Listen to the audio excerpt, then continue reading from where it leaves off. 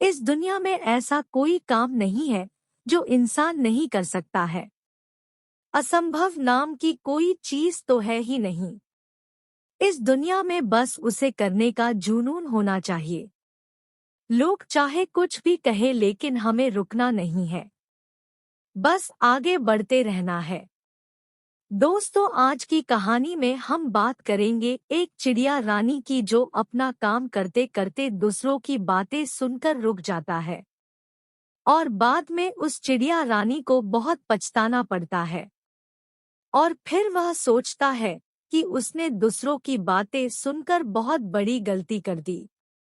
एक चिड़िया थी।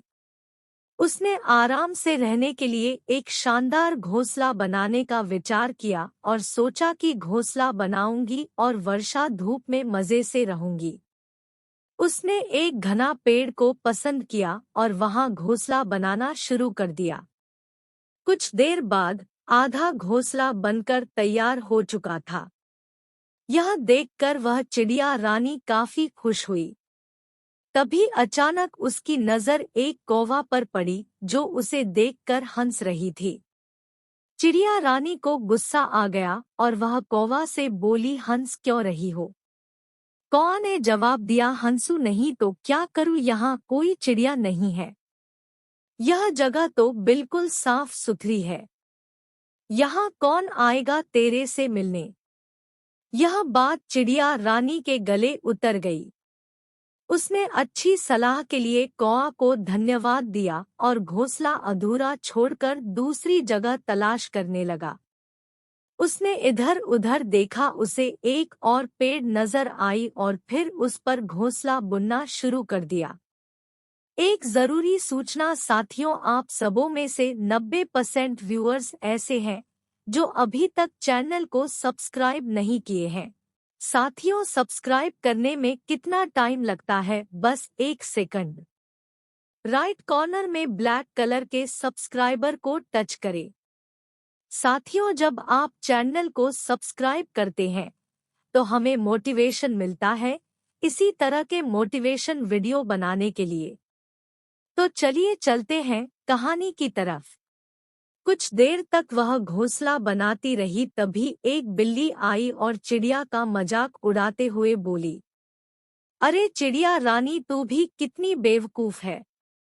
चिड़िया रानी ने पूछा, क्यों? बिल्ली मौसी उसे समझाते हुए बोली, अरे यह पेड़ तो तेज हवा में टूट जाएगी और तुम भी इसके साथ नीचे गिर जाएगी। चिड़िया रानी को बिल्ली मौसी की बात ठीक लगी और वह वहां भी घोंसला अधूरा बनाकर सोचने लगी, अब कहाँ घोंसला बनाया जाए। समय काफी बीत चुका था। उसे अब भूख भी लगने लगी थी।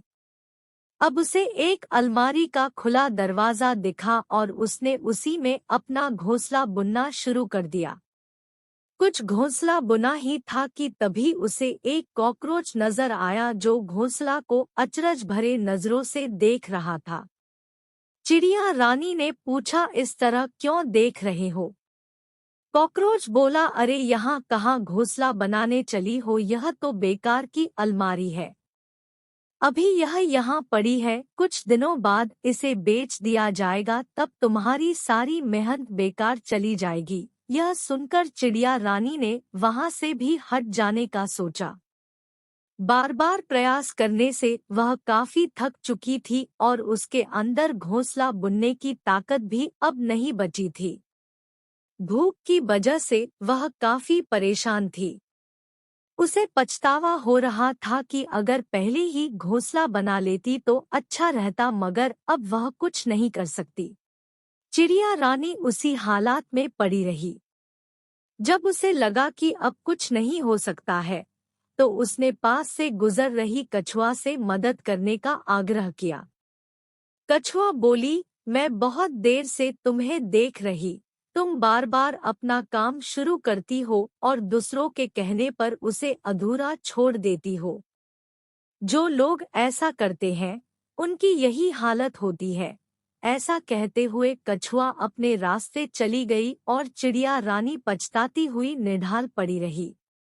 दोस्तों, हमारी जिंदगी में भी बहुत बार कुछ ऐसा ही होता है।